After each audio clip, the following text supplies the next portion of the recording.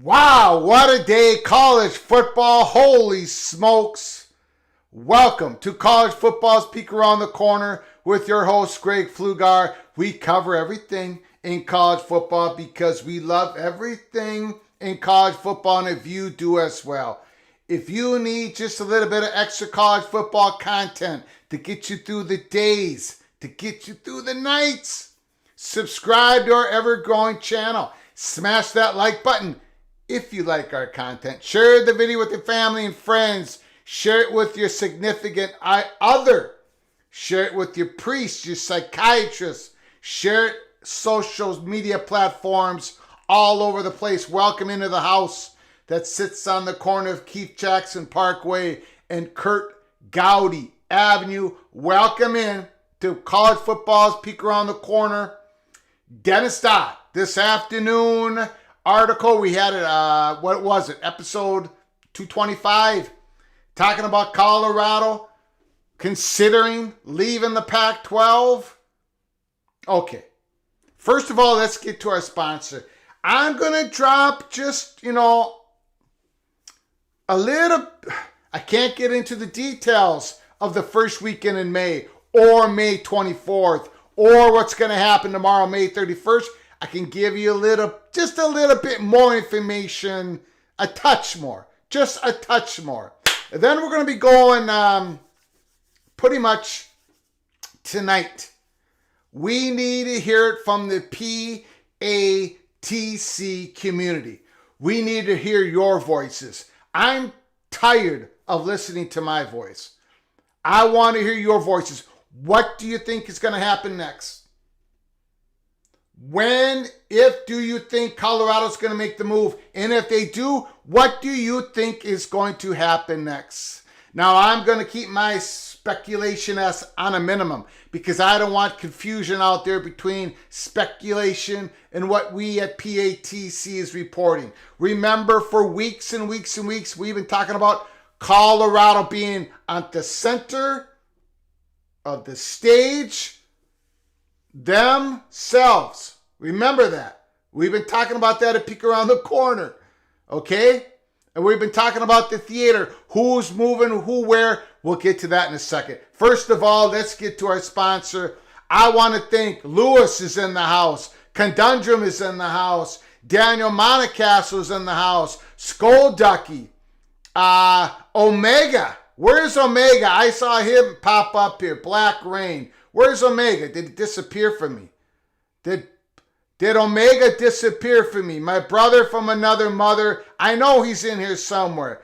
Skolducky, Mike Smith, and Y Grape 87. Matthew Carlson. Gary Nitley Line. Cornelius Green. Praise the Lord, Greg. Praise the Lord. You're absolutely correct. Black Rain. There he is. What's up, Greg? Sorry, man. I lost you for a second. I thought I lost Black Rain. Omega. Sparty is in the house. J-Rod 11278 is in the house. David Hackett. Robert Perez. Christopher Shannon. Mike Smith. Jared Jones. Mr. Buckeye. West Virginia guy 56. Colorado Mountain High to the Big 12. I'm not going to sing that song tonight. We already sang it once here at Peek Around the Corner. We might have to sing it again. When we do so, bring the earplugs, hit the mute button, so be prepared. PATC Community, be very prepared. Tony, tough Tony Gopher, besmirch the Badgers. I love college football. Struthers, yo. Thanks for all coming in. Let's get to our sponsor. Then I can't really paint the picture more than I already have, but I'll put a little bit of more coloring in it. Just a little bit more of a yellow, maybe a little bit of red to paint the picture. And then we're going to go through Act 12 because it's going to start tomorrow. A little bit of movement today as well. So we're going to go through that again. Cloak and Dagger, Cloak and Dagger, Cloak and Dagger. No doubt about it. John Teal, Colorado's the lead singer in Arizona, is on bass. Thank you so much for your super chat, for your continued generosity, John. I appreciate it.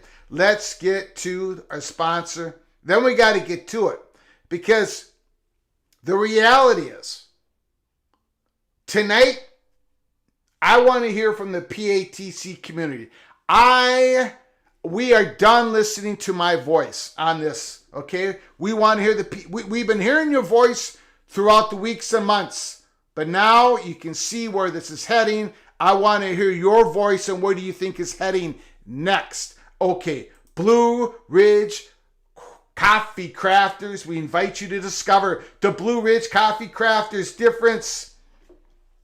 The clean hot air roasted coffee produces a smoother, a richer, healthier coffee that is less bitter and less acidic. Our hot air roasted coffee uses convection heat to loft the beans for a very even heat transfer. The clean, bright taste that people rave about is achieved by roasting the bean quickly and evenly while suspended on a bed of hot air. From craft to cup, hand-picked coffee beans, the smoothest coffee the Little General has ever had. She's the moderator of PATC. She rules with an iron fist. The Little General, this is her favorite coffee. If you want to try a bag of beans of this beautiful coffee, go to the link provided in the description. And if you want to support this channel in doing so, put PATC in the comments section. Once again, go to our merch store, get the mug, get the hoodie, get the hat. They're finally shipping out the trucker hats. They had some issues with that. So people who ordered the hat, who haven't gotten them yet, they're coming. They are coming. And once again, the most important part, college football's Peek Around the Corner. Cloak and Dagger, Cloak and Dagger, Cloak and Dagger. Drink responsibly. Your coffee, your Diet Coke, your tea, your beer, your tequila. Drink it all so very, very, very responsibly during tonight's show. Okay. Woo! My phone has been exploding all night. It is still exploding as we sit here tonight, May 30th.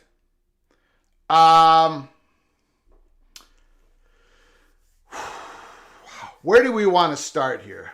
We already did the Dennis Dodd article of earlier today, basically saying what we had here, Peek Around the Corner, have been saying for quite a while. Colorado has been in deep negotiations.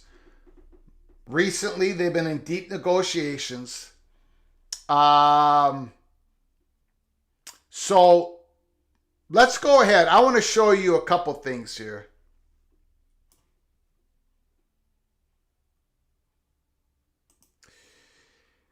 Jason Scheer, by the way, who's done a spectacular job throughout this whole saga. There are rumors of a major meeting between parties this week, though unsure what they include in terms of how far along everything is. Okay.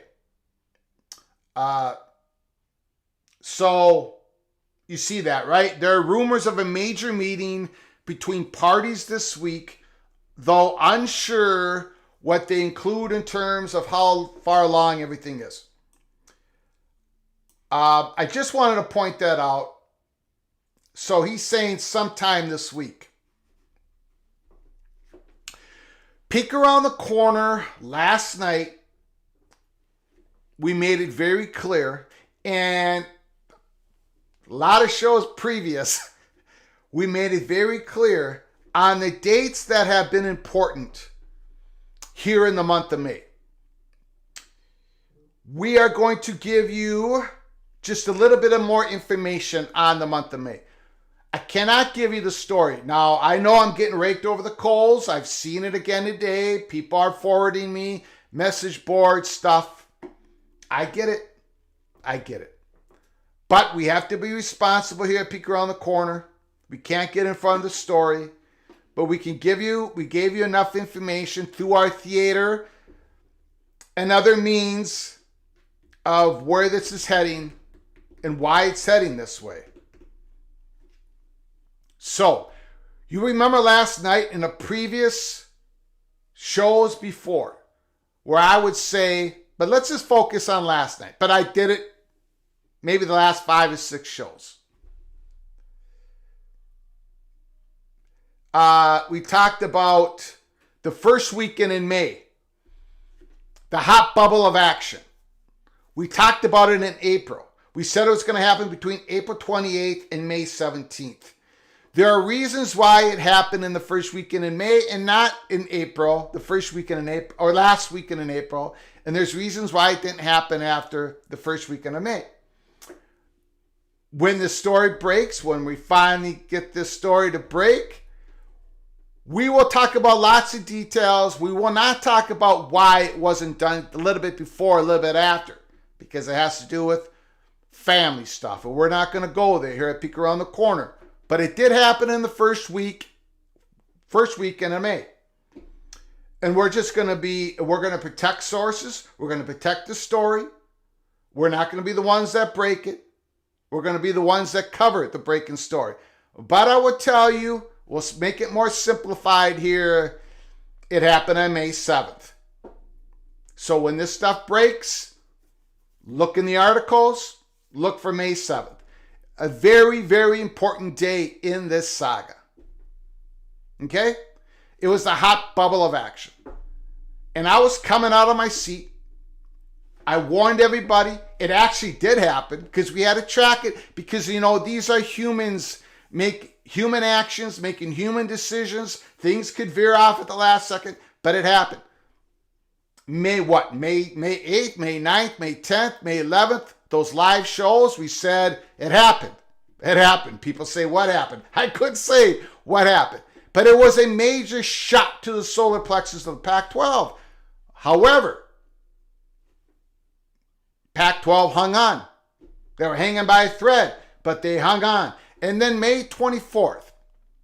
Oh, by the way, I'll give a little bit more information on May 7th. I can't tell you. Again, you are going to learn about this also very soon. But May 7th, whatever happened on May 7th, did not happen in the state of Colorado. It did not happen in the state of Texas. It didn't even happen in a Big 12 state. It didn't even happen in a Pac-12 state. Okay? May 7th, it happened. Shot to the solar plexus, but the Pac-12 hung on at that point in time, as we reported to you all. May 24th. Let's get back to Jason Scheer's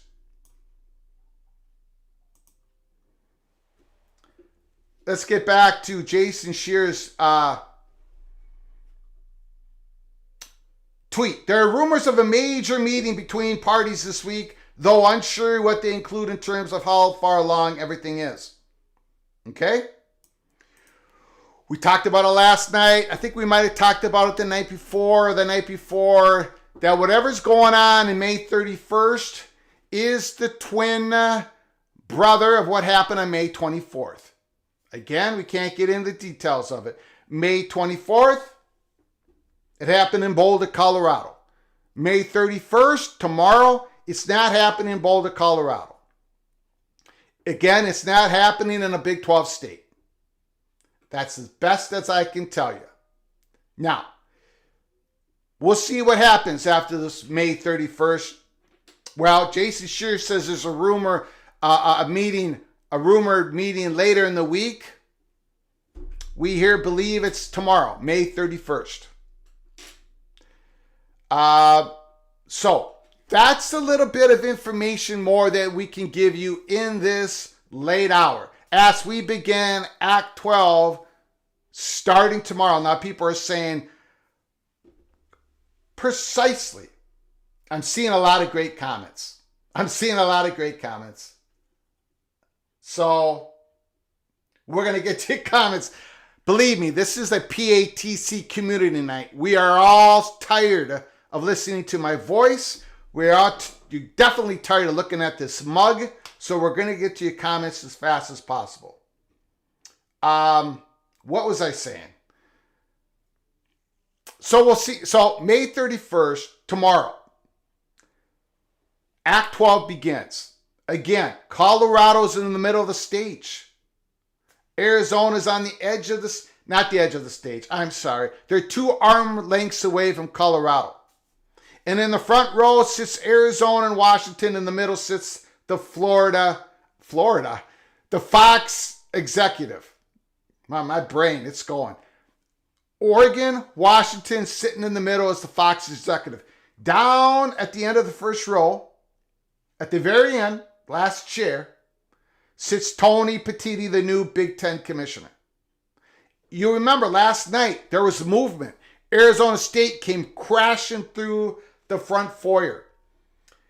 Went through the concession stands. Again, we need more cashiers at the concession stand at the PATC Theater tomorrow. So if any one of you are looking to make a little bit of extra money, concession stands, PAT Theater tomorrow. Arizona State pushes the big doors open, goes into the auditorium, goes into the 15th row. There's 40 rows in the PATC Theater, sits down in the middle of the 15th row, waving his arms, trying to get Arizona's attention.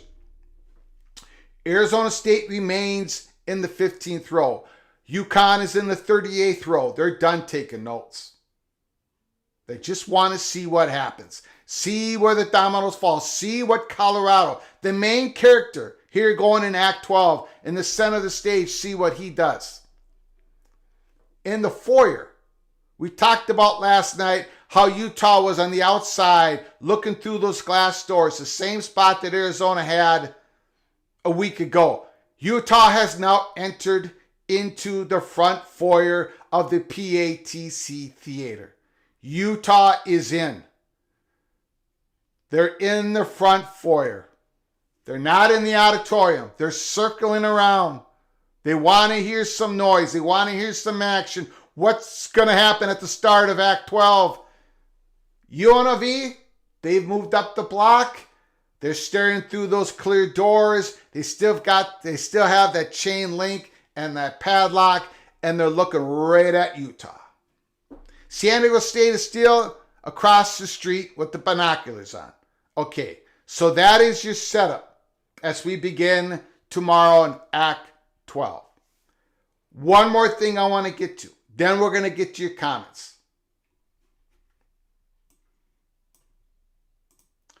Dennis Dodd. One of the most significant parts of this story, in my opinion, is that none of it would be happening without Deion signing off. I'm told he wants to get Colorado back into Texas. Okay, one of the most significant parts of the story, in my opinion, is that none of it would be happening without Deion signing off. I'm told he wants to get Colorado back in Texas. Now, this has created quite a firestorm.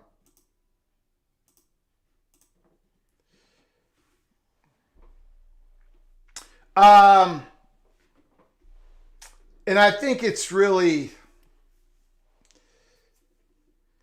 how do I say this? It doesn't matter. Really, it doesn't matter. Yes, Deion Sanders has wanted to get back into the Big 12. We've heard coaches, we got information in a couple of different places that people on Deion Sanders' staff has mentioned about them wanting to get in the Big 12. But really, that's not from our standpoint, where we're sitting here at Peek Around the Corner, it wasn't really the story. It just wasn't. Yeah, Deion Sanders, I'm telling you right now, if the Pac-12 would have gotten a great media deal, a good media deal, Colorado would still be in the Pac-12, regardless of what Deion Sanders said. You understand where I'm coming from here? So yeah, Deion Sanders is on board with the Big 12 move. But the main thing was Colorado finding institutional support to do so, to make the move. So it's a story that really isn't a story, in my opinion, here at Peek Around the Corner.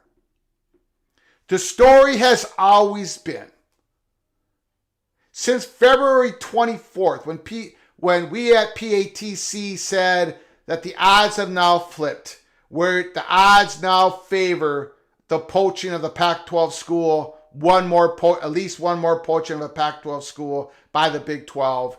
It's because the story has always been the Pac-12 just can't get a media deal that would satisfy the 10 presidents that remain in the conference.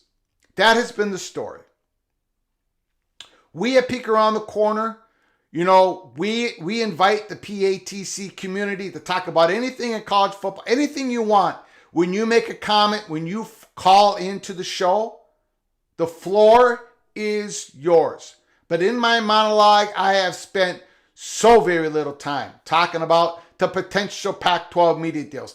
We are hearing this, we're hearing that. We haven't heard anything. You remember early in the story, starting in January 31st, our Arizona State Money Perch told us over and over and over and over again. We read the letters, we read the email letters to you all. There is no deal. There's no deal. There's no deal. And nobody could figure out what the deal was. That's why the sources, that's why the people, anger, disappointment, sadness, despair, that's what we are hearing. So some reporters reported that. We gave you what we knew. That's why all this talk about Endeavor and an Endeavor plot and these reporters are lying or whatever, it was a bunch of BS. Because this is what we've been hearing from the beginning. And if it ever changed, I would have said it changed. But it hasn't changed. So we haven't been talking about it, Peek Around the Corner. We talked about ESPN and Fox lowballing the Pac-12. But we haven't been talking about it because it's not a story. It's not what we are receiving here at Peek Around the Corner. Now, the Pac-12 has 10 incredible, wonderful universities.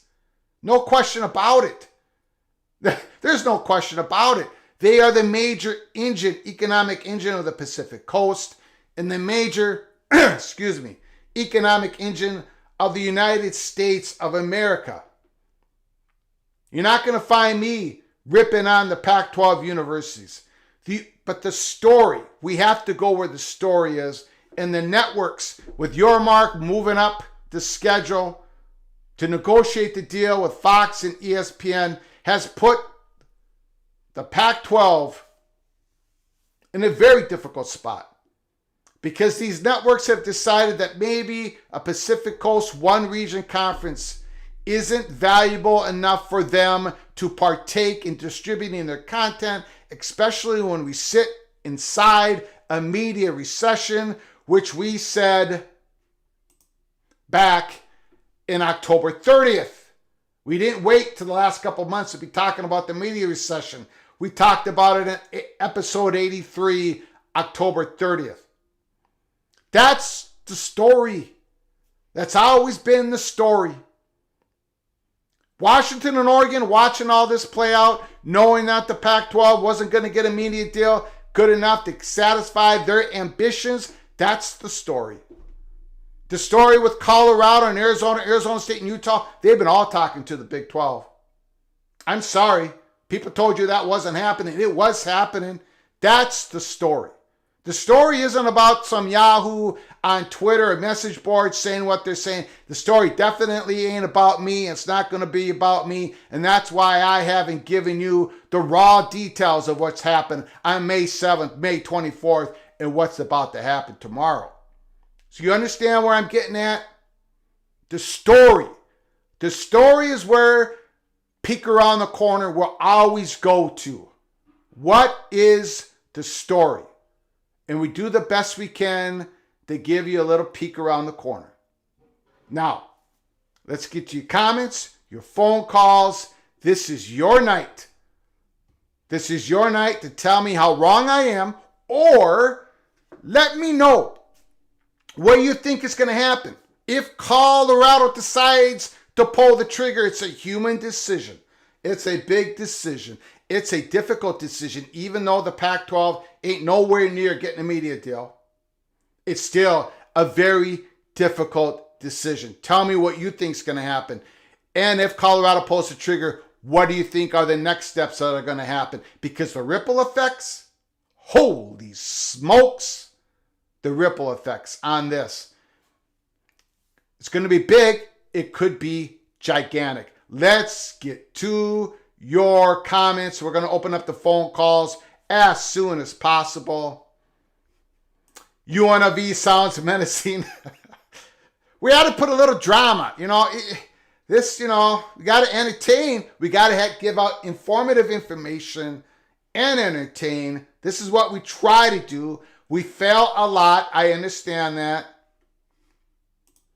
Melvin Darkies. Greg, there are reports coming out today that Gonzaga is on the way to the Big 12 and Fox is paying them for it to be in the conference. What have you heard?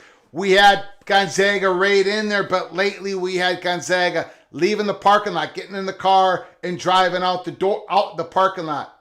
We don't have them coming into the theater yet. If that is a good report, if that is an accurate report, peek around the corner at this point in time, it's going to have to take the big L.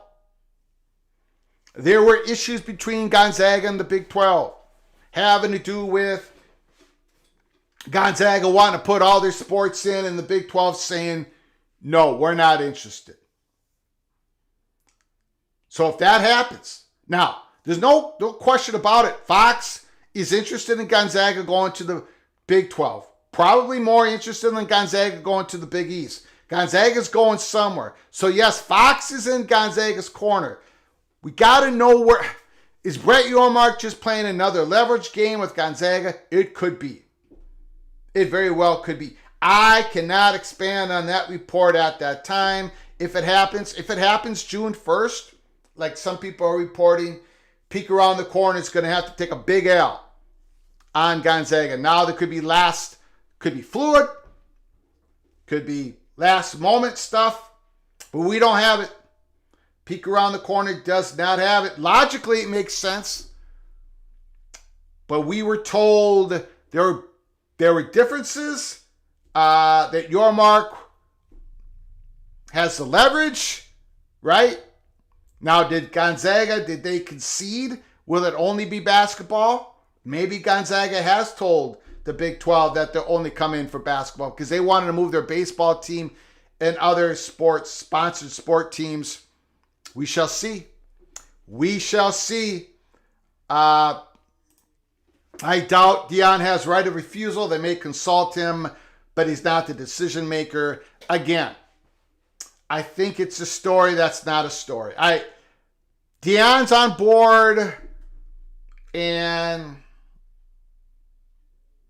Colorado's not making this move to the Big 12. If they pull the trigger, it's not about Deion Sanders. It's about the survival of the front porch of the universities.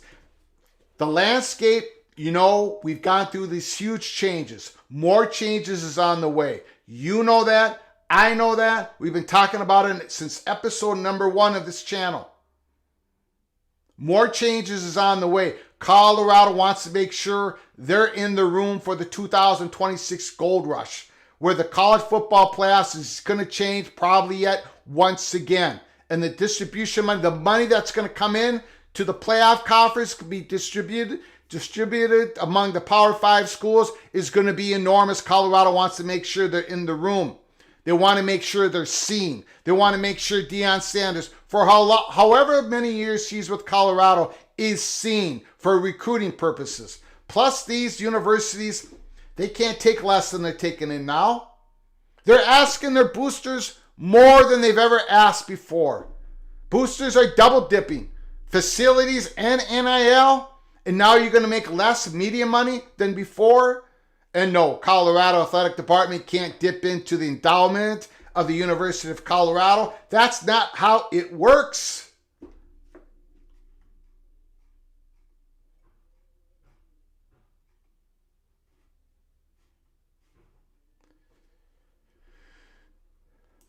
Jim Troy, Greg is a Big Ten guy. Gonzaga and UConn both headed to the Big 12. It's a done deal. You can take it to the bank. Why is May 31st, June 1st Colorado's decision day? Can't they wait for June 15th? They could wait to June 15th. They could wait for June 15th. But what about Brett Yormark? What about Brett Yormark?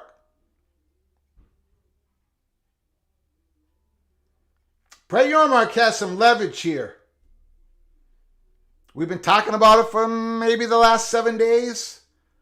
Consistently, gently, but consistently tightening the screws.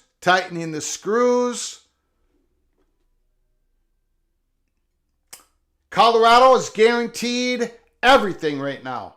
$31.7 million a year. Media money. $45 million in conference payouts before the college football playoff expansion.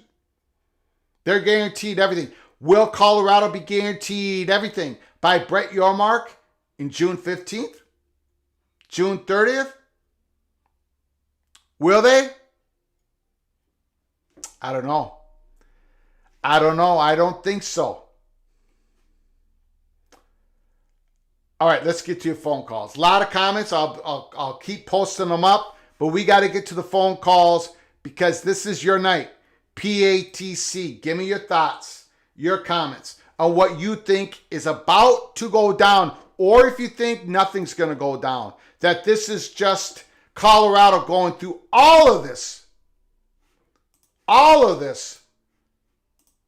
just because. Or maybe you think they're not going through much at all, that Dennis Dodd's reporting is incorrect, that Peek Around the Corner's reporting has been incorrect. The phone lines are now open.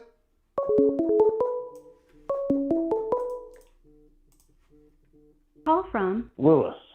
Lewis, can you just hold on 1 second, sir? Sure. I appreciate it. Hero75, thank you so much for your super chat. once at least 2 teams leave the pack, be it Colorado and someone else, or another mixture of teams, that is when the Big Ten will move in for the kill. Thank you so much, Hero75, for your super chat, your generosity. Thank you so very much. I appreciate it. Could be Hero75, could be Lewis. Thank you so much for calling. One of our legendary callers. The floor is yours, good sir. Well, maybe I'll get to a few points. First, another Dennis Dodd article was not something that I would panic about from the Pac-12 because it seems like it's not happening right away.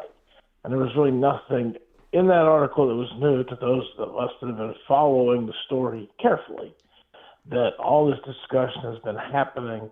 I thought Trammell was more interesting only because he's been so quiet. And I believe Trammell said tonight that he thought the Pac-12 was going to stay together, and it's only recently that's the case where he's concerned about them leaving. Secondly, Deion Sanders really has no say in this. The boosters might have a say. They would have a say. Whoever ponied up the money to invest in the football program. Boosters definitely have a say. That's all I'll say about that. Well, of course they do, because they need that. But it's not. Now, I would believe Deion would want to go to the Big 12. It seems like Deion and Brett Yormark, for as long as Deion might be at Colorado, just sounds like a match made in heaven for promotions. The two of them think along the same wavelength as far as promoting and building their brands. And so that's what it would appear to be, but we will see. But I will say this, and all these details about the hot bubble of action will come out. Having followed others of these, followed what happened from 2010 to 2013, there's a reason why people tend not to go to court over issues about realignment and over issues about the grant of rights or other promises, because nobody wants to sit for a deposition, go under oath, raise their right hand to God with all the emails that are out there in the universe.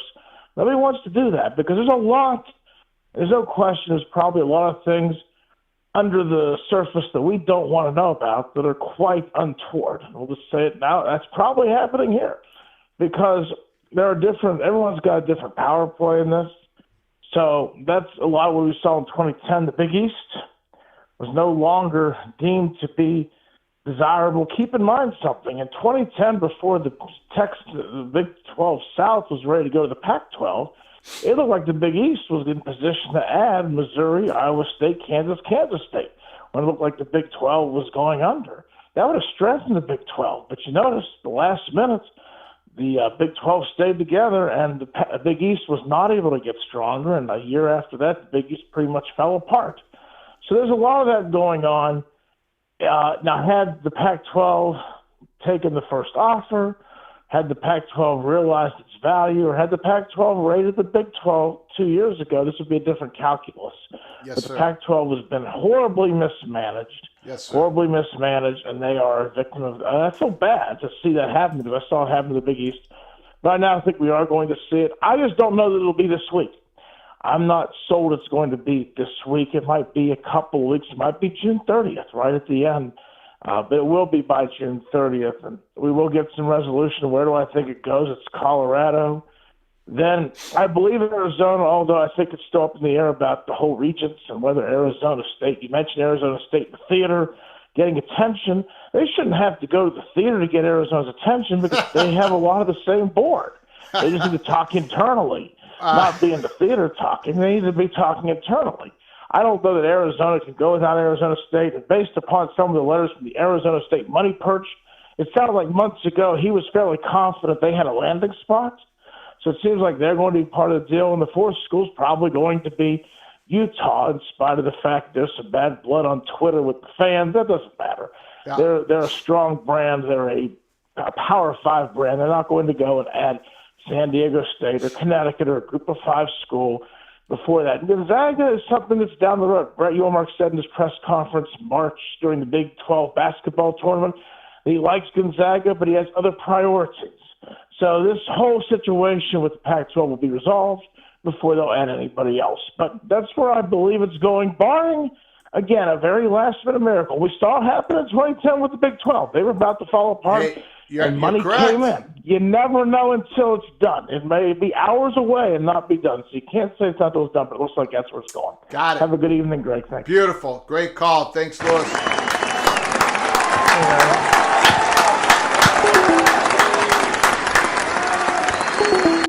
Great call from Lewis. He's absolutely correct. It ain't over till it's over, Mark Ruckert. Sorry, Mark. Thank you so much for your super chat. I appreciate it. Tony Petiti is on the first row. Hold 1 second. Call from Eric. Eric, I need you to hold on for just one moment, sir.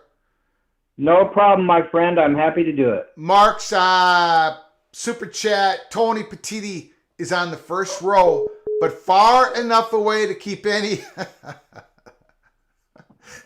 DNA off the murder weapon. I got no comment on that.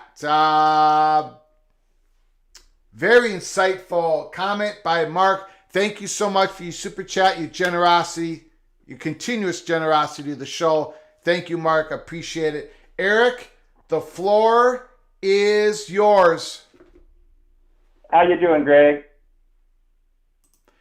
I'm doing fantastic. We were not planning on doing a live show, but I thought with all this stuff that was going on, people are catching on to the story.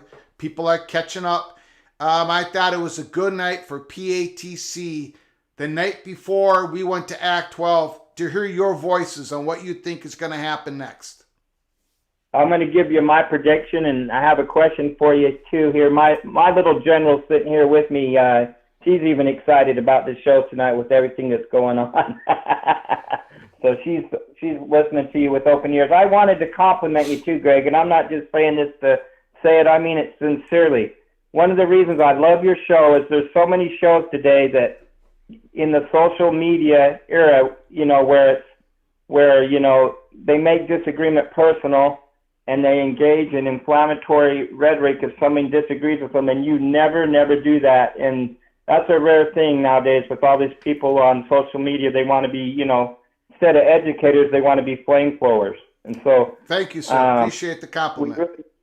We sincerely, that's one of the reasons we really enjoy your show. It's like, and it might seem like a corny thing to say, but it's important that we're able to get back to a place in society where we can disagree but not be disagreeable. Yeah. And maybe with small things like this, it can build. So yeah. We really enjoyed the show, but I think I have to respectfully disagree with the last caller just a little bit. He made a lot of really good points. Normally, I would agree with him that who the coach is doesn't have influence on what conference you go to normally. But in a case where you built your whole marketing sales approach, basically let's face it, for the last 20 years, the Colorado program has been pretty much dead. And Deion Sanders, just with his strength of personality, with the Showtime persona, has kind of been like Lazarus and breathed life into the nostrils of the Colorado program. They've been dead for years, and now they're having record sales. I was just reading the other day, like they sold all their a record amount, not just season tickets, but single tickets, and they're all sold out. Yeah. And they haven't sold tickets like this since the early 90s when they were winning championships. So I think he's going to have a lot more say than the normal coach would have, because they've kind of put all their chips in his basket. For all intents and purposes, let's face it, Deion Sanders is the Colorado football program right now. And they got to kind of keep him happy. I'm not saying he's going to have the final say or the majority to say, but to say he's not going to have any influence or no say, I don't think that's accurate. I think he's going to have a little more say than the average coach would have. So the way I see it playing out tomorrow, they're going to open the theater, and in's going to come Colorado, and they're going to stroll up on the stage, and it's going to be prime time Deion, and Deion's going to be up there with them, and he's going to bring his Gucci luggage with him. He's going to be up there with them, and I think my prediction is they're going to go, and you said it's going to be, I agree with you, it's going to be a big decision, Greg, but I don't think it's going to be a difficult decision, because it comes down to a business decision. And you remember I talked to you 2 or 3 times, and you finally mentioned it tonight. All comes down to leverage. And I said eventually that the commissioner, Brett, would start using some of that leverage. But the reason I don't think it's that difficult decision is because if Colorado doesn't believe that Oregon and Washington's in it for the long haul, and I don't think anybody believes that, and if they don't believe that they can get a $40 million deal, if they believe they're going to be below money-wise on the Big 12, and everyone focuses on the money, but maybe more important is the exposure.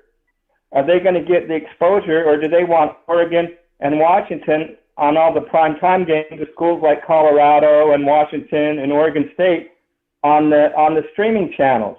So A, they get less money, and B, they get less exposure, and C, they know Oregon and Washington are not going to be there in 5 years, most likely. I really don't think it's that hard of a decision. It's a big decision. It's a cultural change back a little bit, but I don't think it's a difficult decision at all. I think it's like, obvious business decision 101. So I think Colorado's gone. I don't think that it's not realistic to believe that Colorado will be the only school that goes. So if Colorado goes, I believe Arizona zooms to the front of the stage to beat out some of the others, and they go. And I don't think it's realistic for Arizona would go without Arizona State. So those three definitely go. The others are up in the air. The last gentleman said that Utah angering a lot of the other Big 12 fans with some of the back and forth doesn't matter. I don't think it's a final decision, but I think it matters a little bit. And I'll tell you why. Because they want Utah, they want Colorado, they want Arizona, but Brett Yormark don't need them. He may want them, but he don't need them. And I've read several articles where guys that are really tuned into the Big 12 says that they love the fact that the Big 12 has never been so unified, never been so together culturally, never been willing to sacrifice for the greater good of the whole like they are now. And they're really worried about bringing in schools that might be prima donnas or might bring them back to the Texas, Oklahoma type attitude that they had in the past. And they're very fearful about that. And they're willing to guard against that because the culture they have right now they want to keep. So I do think why it may not be the determining factor, and the networks will have some say in it, I think it will play a little bit because right now, Brett Yormark and the Big 12 is in the catbird seat. They would like to have those schools, but they don't need any of those schools. But some of those schools may well need them for the reason we described a little bit. And I also think they're going to look at the way COVID was handled. You remember BYU played all 12 games during COVID. Utah played 0. The Big 12 played quite a few games. And they may not want to get a liberal vote. I'm not trying to be political, but they may not want to get a more culturally liberal voting bloc in there. If something like that happens again, like a COVID type situation, they might be a little bit leery of a voting bloc that doesn't want to play games. I'm not saying that's going to happen, but they're going to consider all those things. Just like the Pac-12 schools were talking about, they really like to stay together because of cultural fit. Cultural fit also matters to the Big 12, but in a different direction, and they have different cultural fits that are important to them. So I think all that comes into play, but my prediction is it's going to be for sure Colorado, Arizona, Arizona State, and there'll probably be another school, but I don't know who that fourth school would be, but I think it'll definitely be those three. One question I had for you, Greg, was, if you don't mind me asking, is has your odds changed at all? Nope. 5.5. 5.5 point favorite. There's a poach. What do you think about what I said? Are you in a? I'm not going to I'm not going to. I don't want to mix my speculation with my reporting right now. Right now, Colorado is center stage, and we will go from there. When and if that happens, we've told you that Arizona's 2 arm lengths away from Colorado. Gotcha. So that's all I'm going to say on it. But tonight is you guys' night. I'm going to go to the next phone call. Thank you, Eric. Is prime time in the theater? I want to know, is prime time in the theater? He doesn't need to be in the theater. But he loves it, Greg. Yeah. Thank you so much for the call. Appreciate it. Yeah, Greg, we love you, man. Have a great night. Appreciate it. Bye-bye.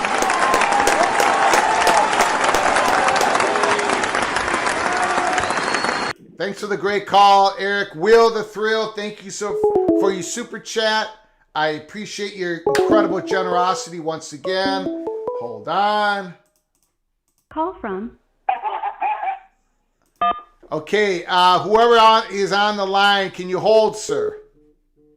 Hey, honey, Greg wants me to hold. Hey, we can have sex tomorrow. Okay, Greg, I can hold. Call from Mona Vision. Mona Vision, can you accept, hold a press second? 1. To send a voicemail, press 2. Mona Vision, can you hold a second? Go ahead, Greg. Okay, all right. Will the Thrill, thank you so much for your generosity. Just because, thanks, Greg, for everything. I appreciate it. I appreciate you, Will the Thrill. Thank you so very much. Thanks for coming into the house that sits on the corner of Keith Jackson Parkway and Kurt Gowdy Avenue. I appreciate you helping us keep the lights on here in the studio. Lannis 31, thank you so much for your super chat.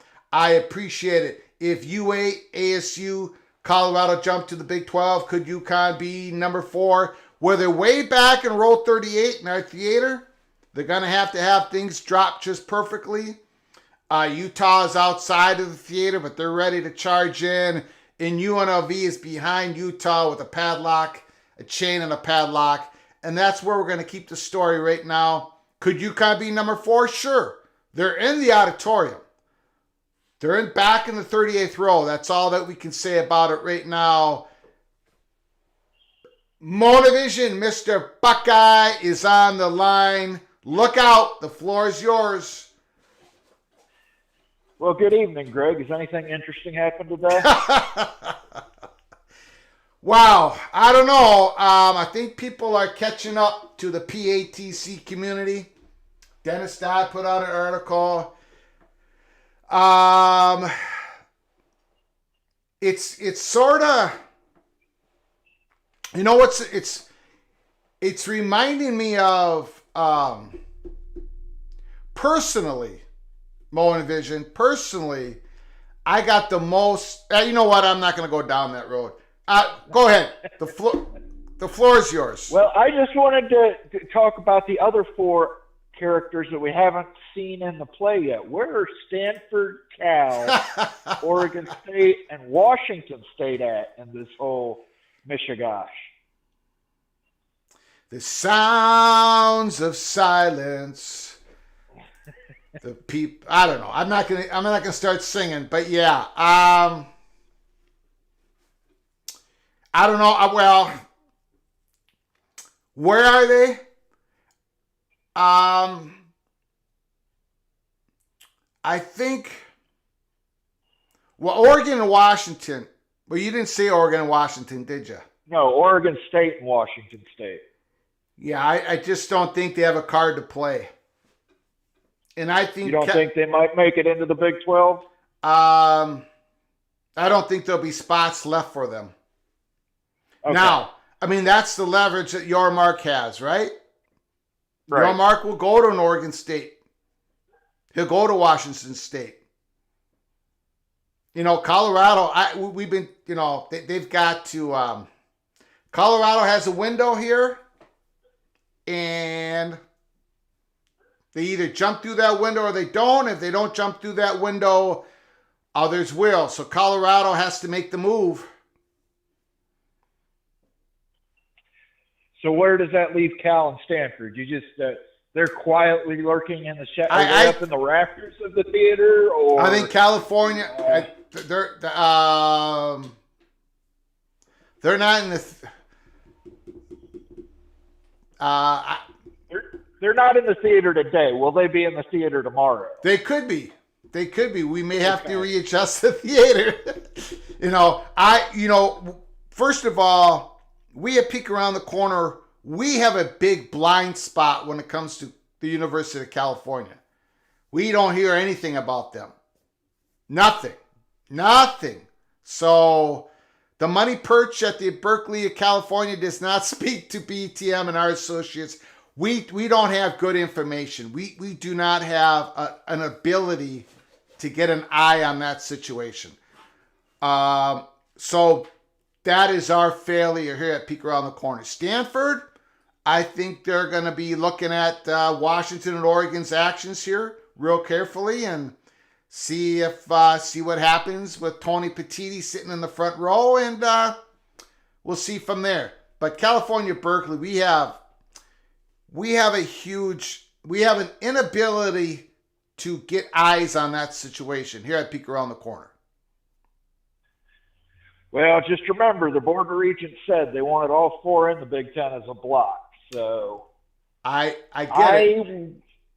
I get that they want that, and I wouldn't be shocked if some Big Ten presidents out there wanted that enough to make that happen. But my other question would be, if Washington State and Oregon State are out, can they keep the Pac-12 name and backfill? Well, months ago, I was pretty positive about that ability for them to do so. I am not so sure now, because I think the networks might just shut that down. I mean, I don't think they would come to an Oregon State, Washington State, Stanford, and let's say California. Let's say those 4 remain. I don't think they would get any traction with any networks. I think Mountain West would have the leverage to say, "Do you want in? Well, then come on in." That type of thing. Yeah, So I've switched on. Sure, that. but I mean, I'm talking about the lineal name, the name Pac 8, 10, 12, whatever Sure. you want to call it. Sure. Because, I mean, they could just take all the Mountain West teams and say, okay, we're the new Pac 16. Possibly. And then they'd still be considered the autonomous 5 conference, because I believe that's still going on. They'd still be an A5 conference. Yeah. I don't know. I would like to hear your speculation on it. Would they be able to hold the Pac name Pacific? Well, I don't know, but I just want to put this out here, and then I'll let somebody else get on the line. I know a lot of people want to call in tonight. If that happens, just like calimony's a word, I want pack-filled to be a word. They have pack-filled the conference. Yeah. Pack All right, take it easy, Greg. Got it. Thanks. Great call. Thanks, Monavision.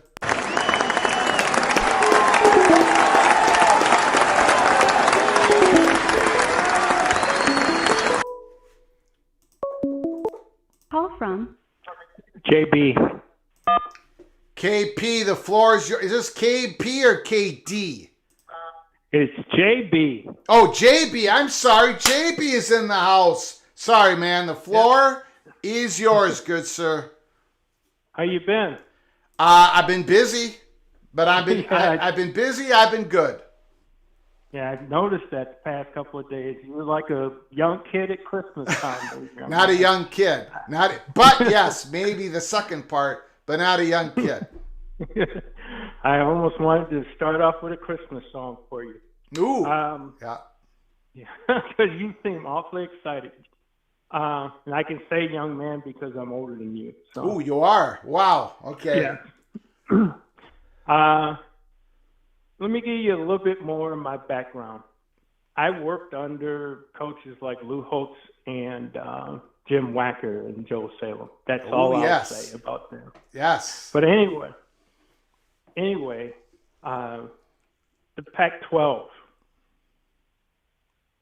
I believe that if and I know it's kind of shaky right now, and I'm not saying that they're going to, but if by some magic Mr. Kleofkoff gets a deal and they all sign it, the next step would be grant of rights. And I don't see any Pac-12 schools signing anything more than a year-by-year grant of rights deal within the conference. I just think that all schools now are just going to stay away from long-term grant of rights deals unless it's something that's really like the Big Ten's deal. And even with that, 5 years, 4 years, 5 years at the most, because why would you lock yourself into death like the ACC? Yeah. As far as Well, the things that are flying around and the things you've been reporting, all I have to say is when there's smoke, there's fire. Oh, yeah. And I think you've been trying to tell us the fire is coming. So Yeah, and if you listen to Dennis Dodd today, he was on, what was he on? 365 Sports, I believe. He said, look, I'm paraphrasing it just a little bit, but I'm giving you the essence of what he said. He said, Pac-12, as far as anybody knows in the industry, the Pac-12 is nowhere near close to getting a deal done. They have no linear partners lined up. That's what Dennis Dodd said. Okay? They're not close. They're not close. No. So if you're California, if you're the chancellor, if you're Rick George, you're the athletic director, if you're Deion Sanders, the head coach, although he's not on the edge, he's all the way in for Big 12. But if you're on the edge, if you are a donor, in which you may or may not be having a meeting with some people at Colorado, hint, hint, wink, wink. And if you are on the edge, you don't know which way this should go, and you are hearing from the Chancellor of Chancellor of Colorado that we don't have anything. We got nothing. We don't know if we're going to get anything. We might not get anything in 30 days. That's what's pushing people over the edge. The Pac-12 is not close to a deal.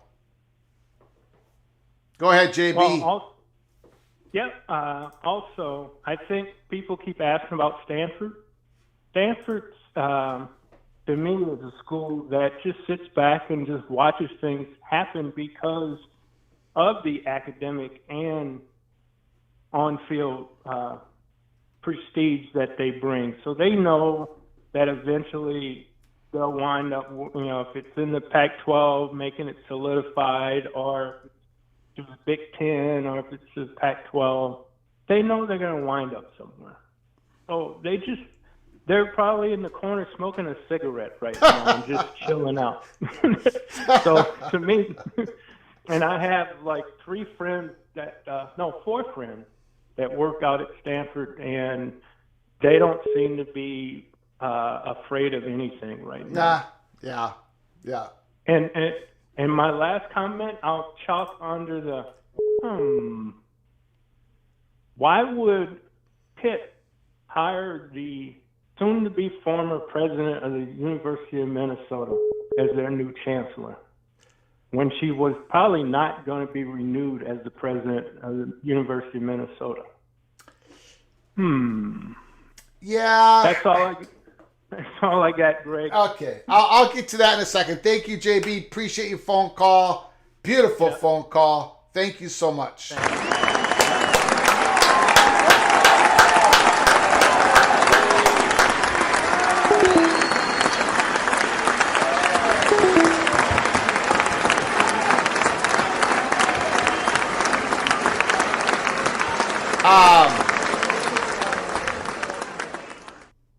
So what JB was inferring there, that the University of Pittsburgh, they hired the former University of Minnesota president.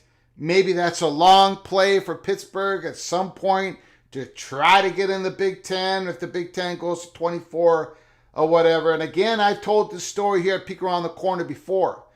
The University of Pittsburgh would have been a Big Ten school if it wasn't for the University of Minnesota. We've talked about it before. In the early 1950s, the Big Ten was going to expand. The University of Minnesota sponsored and supported Michigan State. Michigan sponsored and supported the University of Pittsburgh. Michigan and Minnesota collided like they always did. And they always have. And they always will. And they collided. And at that point, Minnesota had just a little bit more juice than Michigan. And Michigan State barely, by one vote, got over and became a Big Ten member, not the University of Pittsburgh. Just to give you a little bit of history. Call from Robert Perez. Robert To Perez. accept, press 1. To send a Oh, voicemail, I'm press sorry. 2.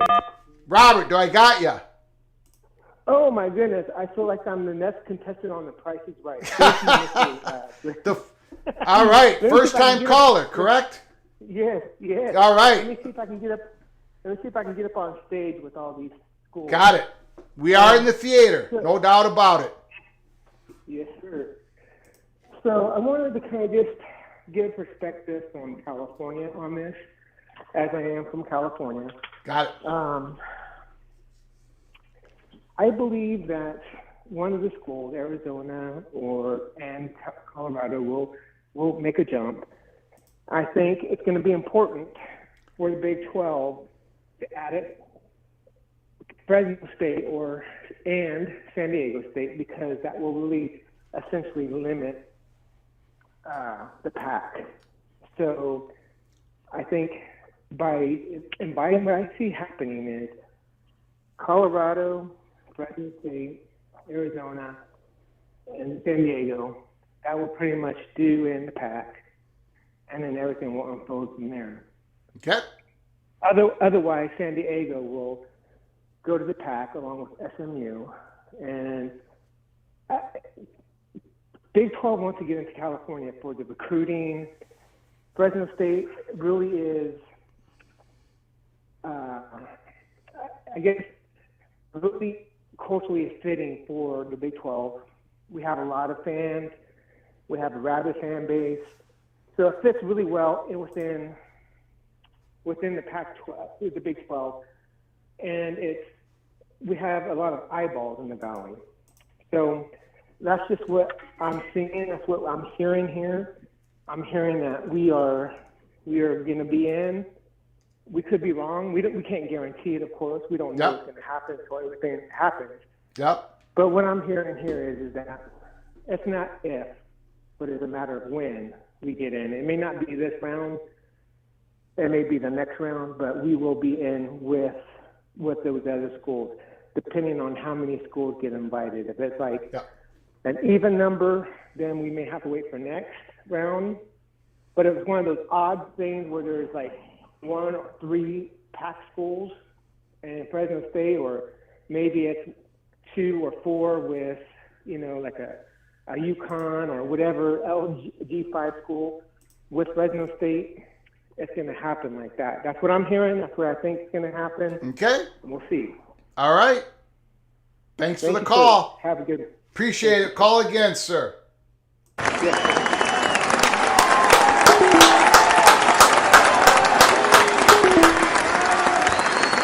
All right, we got a Kirkpatrick. Thank you so much for your super chat. Of Colorado to the Big 12 equals Big 10 timetable change. Oregon, Washington. Well, we talked about it here at Peek Around the Corner.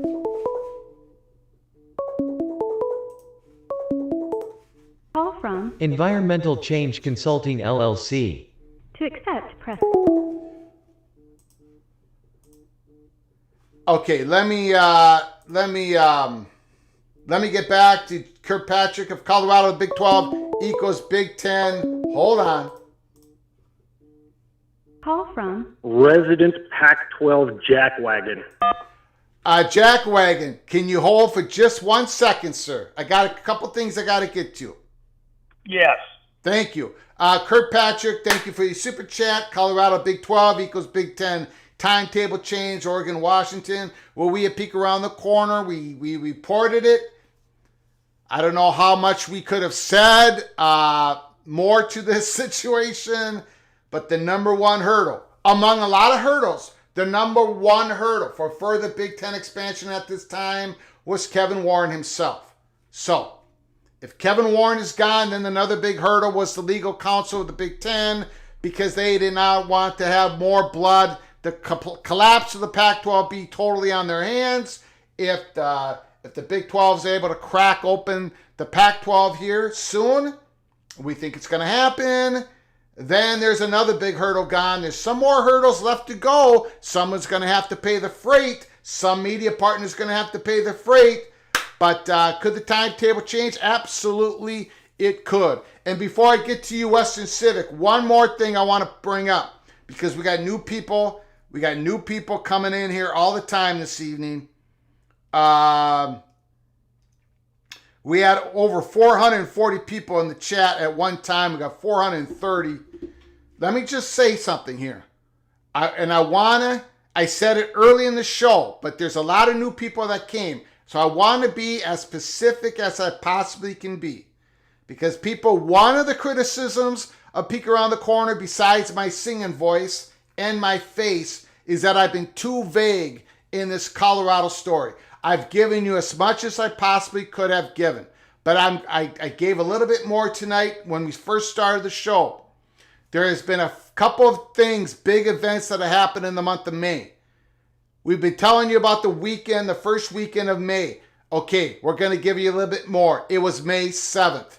It did not happen in the state of Texas. It did not happen in Colorado. It did not happen in a Big 12 state. It did not happen in a Pac-12 state. The locations weren't there. A big major event happened on May 7th. The Pac-12, though, hung on by a thread. And then we had an event happen on May 24th in Boulder, Colorado. Boulder, Colorado. Then now we're having the twin event tomorrow, May 31st. That's what sources have told the big PATC. We can't get into it. We can't give you the full details. We're giving you the dates. We're giving you almost the locations of all these events. Tomorrow, it's not going to happen in the state of Colorado. It's not going to happen in a Big 12 state. It's going to happen in the state west of Colorado. So when this story breaks, you'll be able to tell, because people are going to write about it. More than one reporter is going to write about it. You're going to be able to attach the story to what we're telling you right now. We've been tracking this sucker for weeks and weeks and weeks. That's why we've been able to give you a peek around the corner here at Peek Around the Corner. Now, Western Civic, thank you for your patience. The floor is yours. Wouldn't do it. Shoe wouldn't do it with the flu. Anyway, hey, how are you? Good. I'm doing great. So that was a really interesting call from JB about Pitt. Because before I get into it, we got a whole board going over here. I'll tell you what we got going on over here. But, it's a big deal, what's going on over there in Boulder. I'll get to that in just a second. But, when you break it down, the final choice for that final spot for the Big Ten was Pitt, Kansas, or Tulane. And the way we have it broken down, you get right now, the SEC is kept out of California, and the Big is kept out of Texas and Florida, but not out of the South entirely, as we know. Wait. This is our projection, which I've written in your comments many times. Yeah. Okay. Yes. Okay. Yeah, Go ahead. Yeah, and so it was interesting. I mean, we always had Pitt, or the original full memo had Pitt going to the Big Ten. Got a ton of blowback on that, a ton. And, but he still stuck with it because we thought it was pure North and South. But when you break it down, I mean, who gives the Big Ten more value ultimately? Is it Pitt, Kansas, or Tulane? And we just, the analysis is hands down, it's Tulane.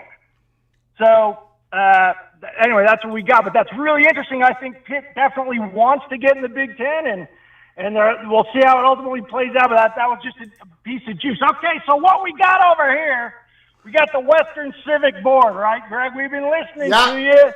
We got Dennis Q. Dodd giving us all the info. Well, as we understand it, one of the treasurer applicants went to a Big 12 school as an undergraduate.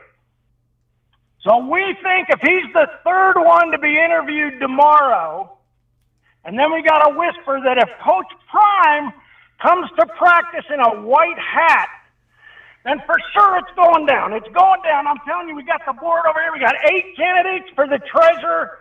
And if it's the one from the Big 12, we think for sure that's going to finally settle it. And Dennis Dodd will be our hero. I'm kidding. I'm your resident Pac-12 jackwagon. This is never, ever going to happen. And anyway, I'm just trolling at this point. I'm just trolling. So I don't know what to tell you, Greg. I don't think this is going to happen. I think the Big 12 has made its pitch. I think that was your big bubble of action. Of course, they made their formal pitch. And it's just not going to go down that way. And I implore Petiti and the Big Ten, we all know this is you guys, pull the trigger. Let's get it done. We know where you're going. Let's send everybody where they're going. Let's get to and let's get the playoff thing set up with annual playoff flexibility. And let's just quit playing around with this because, Oregon State and Washington State are going to end up in the Big 12. And that would be the cloak and dagger move of all time. Talk about revenge. If Washington State and Oregon State, pulled the trigger, went to the Big 12, and left everybody else, holding their whatever, that would be interesting. Because I do think that's where they're going. And I'm sorry, but y'all ain't getting the mountain schools. All due respect, it would be just a colossal mistake for Colorado to join the Big 12 today. If something else happens in a year, maybe. Make friends. Keep doors open, but there's just no way. And thanks, Greg. No war. No war. Thank you for your call. Appreciate it, Western Civic. Bye-bye. Bye-bye.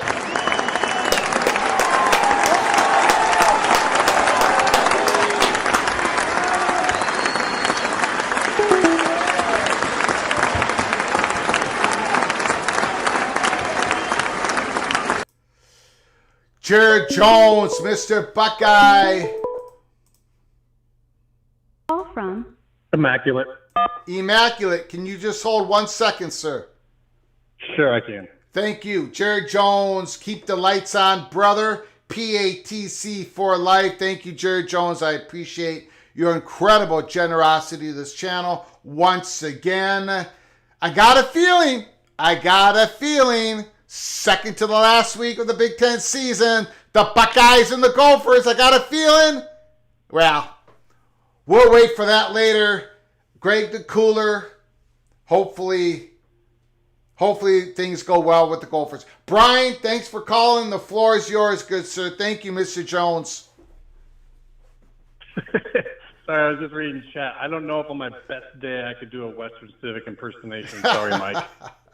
I really don't think I can pull that off. But I am pretty excited tonight, Greg. Yeah. Pretty excited. We might be having a real fun day tomorrow, let's just say. You could. Could be tomorrow. Could be June 1st. It could be a couple days in. It could get into the Big 12 meetings. But I think we're going to learn a lot tomorrow because there is an event going tomorrow. No, it doesn't have to do with the Board of Regents search for a treasurer. We're still seeing if they add on another meeting tomorrow. We'll take a look. But there's something going on, and it's a twin brother of what happened on May 24th. And that all this will get reported when the reporters write up their stories. And then we're going to talk about it in detail here at Peek Around the Corner. I'm looking forward to it. Yep. Definitely looking forward to this, but Colorado is definitely the story. And if I can first say, I kind of wanted to call in the other night, but it wasn't that important. But I wanted to talk about Deion Sanders. And he's kind of this hot button issue where people either love it or they hate it. Now, people can hate it all they want, but they basically hate the fact that he got hired and the way it all happened. Now, people thinking that he's just automatically going to leave after a few years or whatever, that's the case with every coach, right? That's not different from any other situation. So that's not a reason to not do something.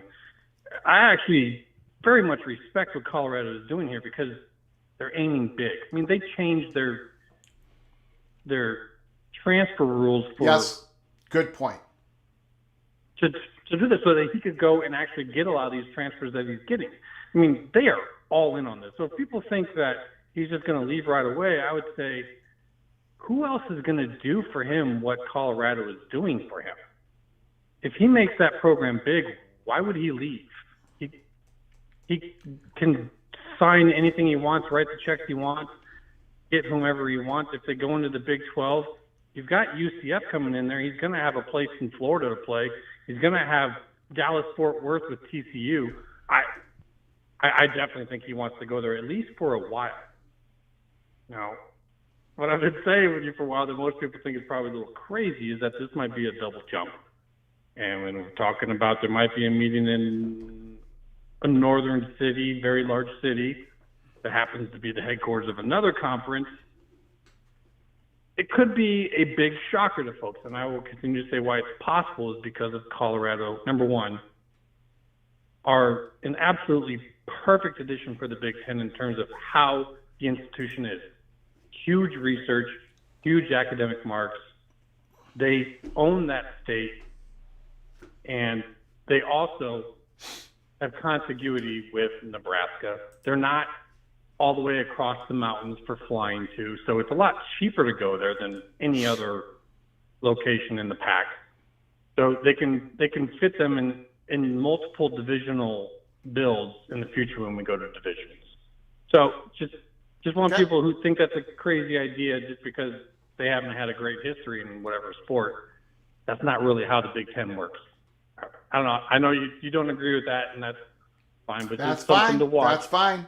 I'm glad you're making it clear, spelling it out. I know there's other people that have those same thoughts as you do, Brian. So you're doing a favor for all of us and saying what the Colorado, the Big Ten, possible in the future. I enjoy the speculation, no doubt about it.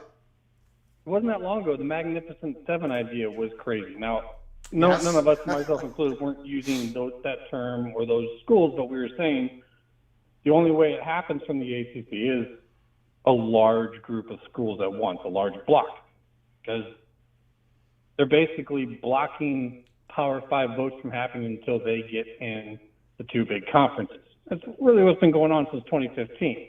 And so now it's coming down to a head, and that's why this is so exciting. Because in the past, I've been following this for over a decade, well over a decade. It's always been tiny little moves, tiny little ads for tiny little amounts of money.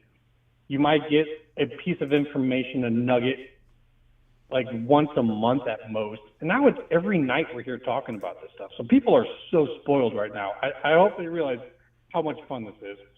But we're about to see some big moves, in my opinion, that have never before been done in realignment. I think it's going to blow a lot of minds and make a lot of people angry and happy and all of the above. Yeah. One of the things we were talking about in chat that I think I've been saying 25 schools for a while now, and that's no big scoop. There's no one at any school that's told me, because if that's the case, they're not going to tell anyone that. That's a final plan type of a situation. I simply got there through math, and it would be a long, boring discussion to try to explain to folks how I got there, maybe some other day. But what it comes down to is the end picks are not going to be based upon what we've all thought these picks are based upon in the past. It's not about how much money this particular school brings. It's about where they fit in a geographic divisional slot and if they match up well with the conference. Like when we're talking Pitt, I'm also talking Iowa State. Lowen Vision is absolutely correct. In the past, our own Hawkeyes blocked them from getting in. But when we get to that point, and we're all about fitting teams into these little tight geographically rival divisions, Iowa State works. And here's why. Because if it's not them, I think it's Pitt. And Pitt works because they need someone to go in with Ohio State, Michigan, Michigan State, and one of the Indiana schools. Now that sucks for Purdue, because then Purdue gets pushed west. And Purdue's not going to like that, and Indiana's not going to like that. Yeah. But if they take Iowa State, then that means Iowa can then go with Minnesota, Wisconsin, Northwestern, and Illinois. And they can have a total Big 8 division, which these schools don't even exist in the Big 10 right now except for Nebraska. So that's pretty huge. And so most people might not see how that's possible.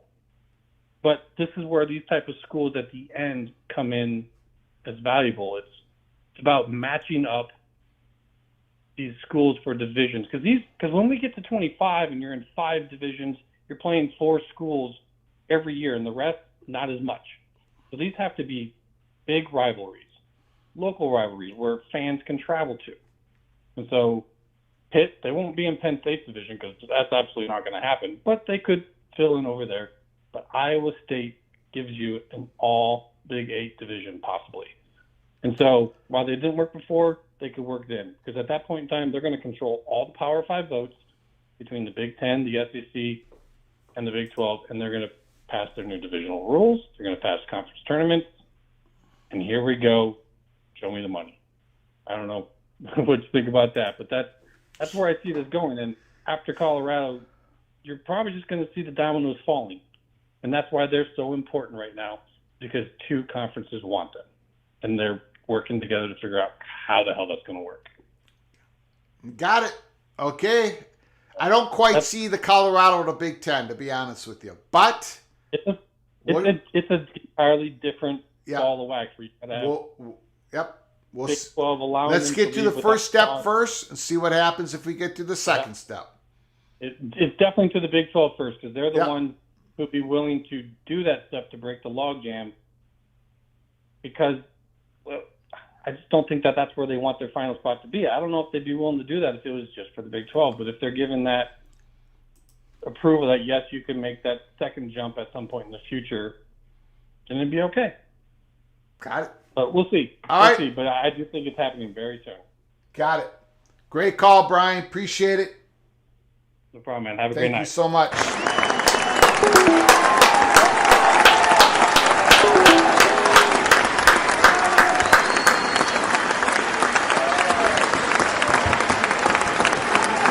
This is great. This is great. We're getting a lot of phone calls in. Tonight is about PATC Community. Calling, making your voices heard. We're done listening to me. We're just done with it.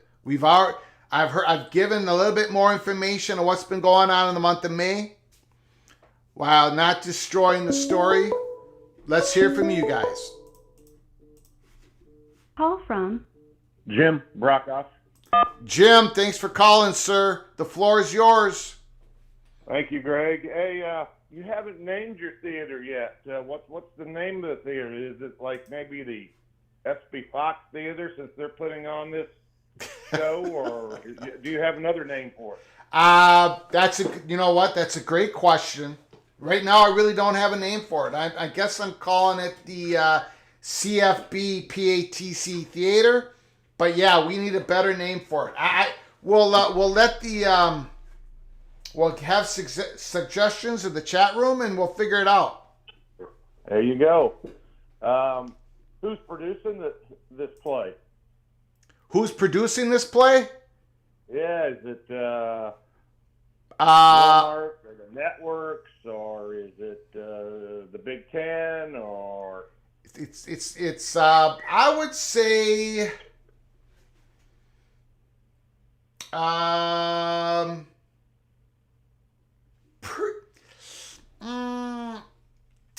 the networks, but the conferences are, I would say, are the screenwriters a little bit. Conferences, screenwriters, networks producing the play. Gotcha. My thoughts just on what's going to happen, I would say here soon that I think Colorado will go. Then, like you said, sort of snowball. I think Arizona will go to the Big 12. After that, I would say probably Arizona State would be next. And on the fourth one, if it's not Utah, there's plenty of possibilities. And then I think the Big Ten will take Oregon and Washington. And after that, I don't know. So that's my thoughts. I'll talk to you later, Greg. Thank you for letting me Beautiful. on. And, appreciate your show. Got it. Thank you. Thanks for calling.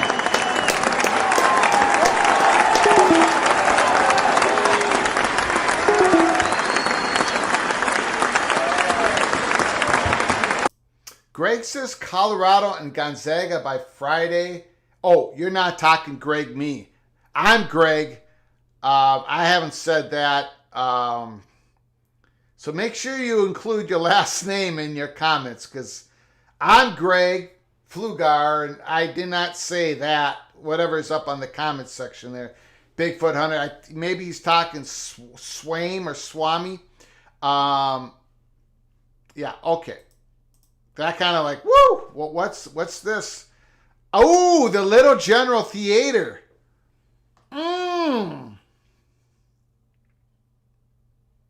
Mike Smith comes in with a bullet shot. The Little General Theater. It has a nice little ring to it. I'm going to have to ask the Little General if it's okay we name the theater after her, because it is a room filled with drama. Okay, I'm in trouble now. So, okay, Mike Smith, you just got me in trouble. That's one of the contenders right there. Stanley Kubrick.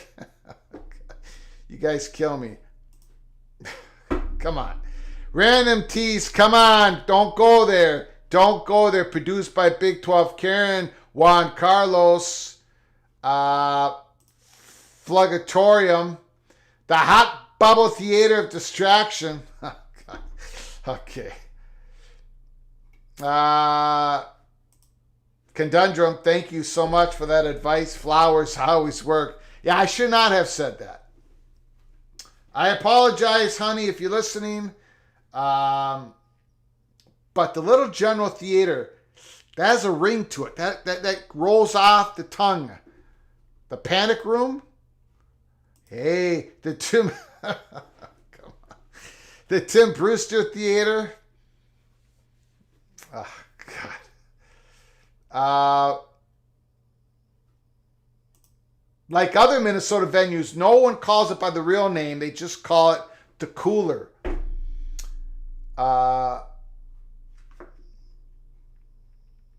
Pretty good stuff. Pretty good stuff by the PATC community. Once again, we're sitting here May 30th. Wasn't going to do a live show tonight, but we had to. We had to listen to the voice of the PATC community because I've been talking about this for weeks. Colorado is in the middle of the stage, and Act 12, it begins tomorrow, the middle of the stage. We'll see what happens. There is some sort of event going on tomorrow. Peek around the corner. Something happened on May 24th. Something big happened on May 7th. We've been following the story. Jonathan Weaver, thank you so much. And Jonathan, I know you put out a super chat for us, which I did not get to in a previous live show. So, Mr. Weaver, I want to apologize to you. It was pointed out to me by the Little General, the moderator, the one who rules with an iron fist. So I want to apologize, Mr. Weaver, for not getting to you super chat in a previous show. So sorry. Thank you again for your generosity, for hanging around with us here at Peek Around the Corner. Feels like Colorado's John Wilkes Booth and the Pack is Lincoln in this theater. Wow. Wow. Weaver comes in, painting a picture. I'm sorry, didn't get the name. You're on the line. The floor is yours. Hello. Hello. All right. Sorry, had to hang up on you. Call again. John Weaver comes in, paints a picture. Ooh. Ooh. Ooh, ooh, ooh, ooh, ooh. John. Cloak and Dagger Theater.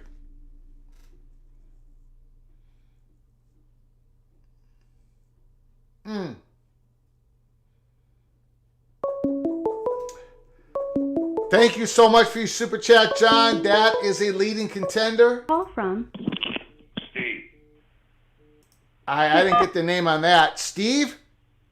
Yeah, this is Steve. Steve, Mr. Bearcat, the floor is yours, good sir. What's going on? What do you think? Well, I hate to sound like a broken record, Greg, but this is, there was never a concrete deal.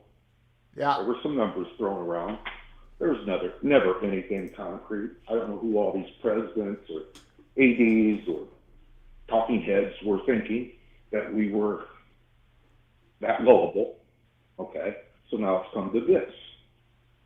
And what it's come to is what everything comes to when you're talking about huge business ventures, money. And there's no money for the Pac, none, for them to keep up with the other 4 conferences. Okay? Yeah. It's just not there.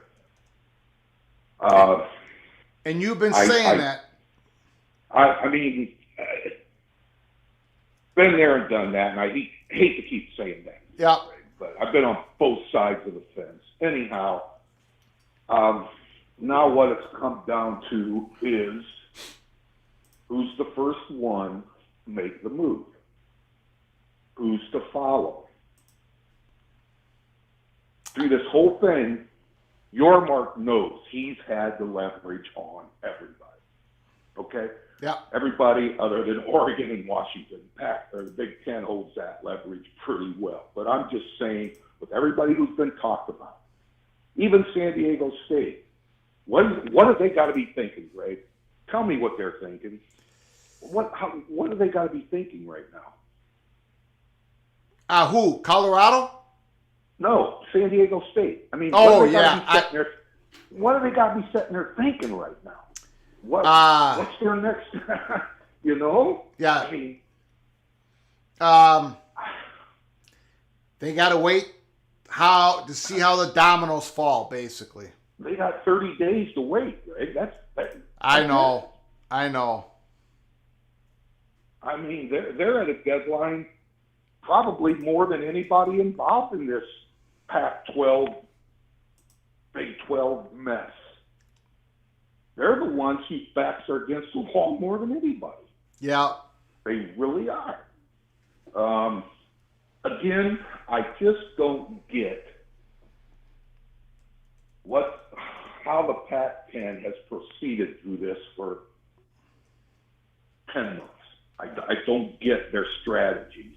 I don't understand I just don't get it. I don't understand their business plan here. What was it, Greg? Tell me. They overvalued themselves, which you know, Steve. Yeah. You've talked about it. They overvalued themselves.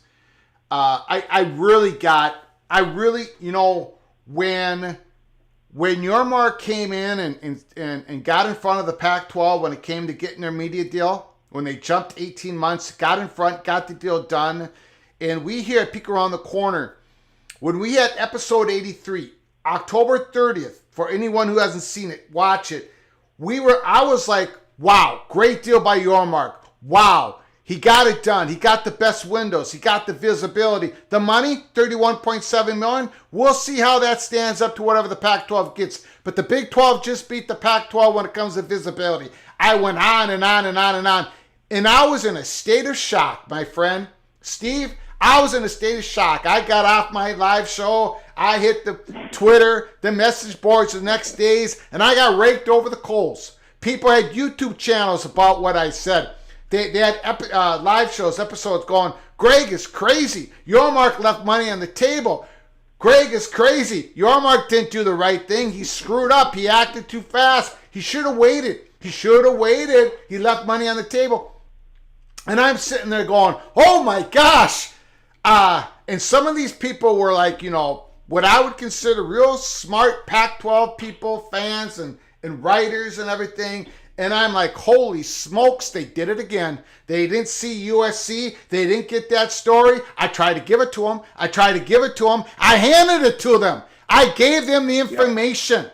And they rejected it. Now they're rejecting this reality that they totally screwed up. And they think they overvalued. They didn't understand what Yormark did to them. And then they kept thinking that they were going to get a better deal. You had the big Pac-12 commissioner going out saying UCLA was going to make less money in the Big Ten than they were going to in the Pac-12. He completely screwed up his credibility. You had Richard Lieb, University of California Board of Regents, going out there on December 14th, the day that they decided to put the Calamoni tax on UCLA. What did Richard Lieb said? Oh, I tried to get California, Stanford, Washington, and Oregon, try to get them in the Big Ten. I tried to pressure the Big Ten. What do you think Arizona State, Utah, and Colorado were thinking when you said that, Richard Lieb? So yes, excuse I said, my they just rant, but Steve, go ahead. The floor is yours. They've made blunder after I mean, it's just nonstop. Yeah, nonstop. I mean, it's just. Didn't you learn from the last thing you guys did that didn't work? Come on. I mean, this is not sales and marketing 101. I hope they're not teaching us a Pac-12 schools because this ain't working very good. Okay? And I'm going to tell you another thing, Greg. Yeah. Being a Cincinnati fan, being glad they're in the Big 12. Yep. And it can't be overstated enough about how unified this conference is. Now, yeah, the eight yep. that remain, they said for our survival we got to bring these 4 in. We're going to give them a little bit here the first couple years, so on and so forth. That right there tells you something, okay? Yeah. These four coming in couldn't be any happier. Okay. So yeah, they are unified. And I guarantee you there have been people from Pac-12 schools talking to people from Big 12 schools happening probably every day. And they're saying, we've got a great thing going here. We wouldn't mind having you here, but you better get in line and march with us. It's not as a threat, as a fact. Yeah. As a fact. Yeah. Because it's just the way it is. So with that being said, if you're a Big 12 or if you're a Pac-12 school, like the 4 that have been mentioned or the 3 that have been mentioned, you're going, maybe this isn't a bad deal. Yeah. Yeah. Yeah. You look. And we've said this before, so I feel like I can say it. Look, Colorado, they know the number that Big 12 can offer them. It matches what Cincinnati's getting. It matches what West Virginia's getting. It matches what TCU is getting. It matches what all the other Big 12 schools are going to get. If Colorado decides soon. Yep. And So, don't think that your mark's not using that leverage. Hey guys, we're not going to wait on you forever. Yep. We would like to have you, but we don't have to have you. And that's been said many, many times. And it's time for these people who are on the fence and going to make a decision, and not an easy decision to make. Yep. It's time. And unfortunately, there's going to be some people left out in the cold. And I just want to say this. I've told you before, I've watched the Pac all my life, and I will say what another caller said. I'm older than you are. And I'm telling you, with the progression of Oregon State and Washington State the last few years in their football programs, I feel badly for them. I feel badly for them. Yeah. They're the ones sitting out. They're left out in the cold right now. Yeah. And it's unfortunate, but Cincinnati was, I said this before, Cincinnati was left out in the cold at the expense of Rutgers, Boston College, and Syracuse. So, Yeah. whatever. But enjoy your show. Thank you. Tomorrow might be a blockbuster show. Yeah. Keep your head on a swivel, Steve. All right. Thanks, Greg. Thank you, sir. Great call. Bye. Once again, Steve.